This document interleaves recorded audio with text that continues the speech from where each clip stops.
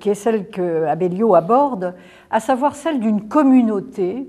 Et au fond, c'est celle que nous retrouvons d'emblée dans Assomption de l'Europe, à savoir quelle communauté est ton corps possible et quel est le rôle, la responsabilité sans doute du gnostique, de celui qui a opéré en lui cette transfiguration par rapport à l'élaboration, à la construction, si tant est que le mot ait un sens pour Abellio dans ce contexte, de l'Europe, d'une Europe qui serait en voie d'assomption, et nous le verrons évidemment pas d'une Europe bureaucratique et technocratique comme celle que nous connaissons.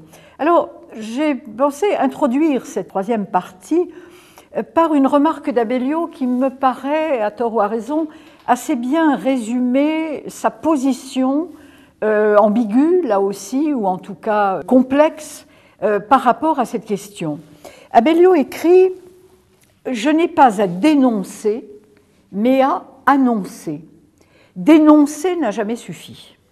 L'indignation soulage les nerfs sans nourrir l'esprit. » C'est évidemment un propos que je cite avec une certaine jubilation dans le contexte actuel. Au contraire, qui annonce juste, par là même dénonce. Alors, je crois que c'est assez intéressant, mais vous me direz ce que vous en pensez, par rapport non seulement à l'ensemble de l'attitude d'Abellio telle que nous l'avons abordée dans les émissions précédentes, mais aussi par rapport spécifiquement à cette question de l'Europe.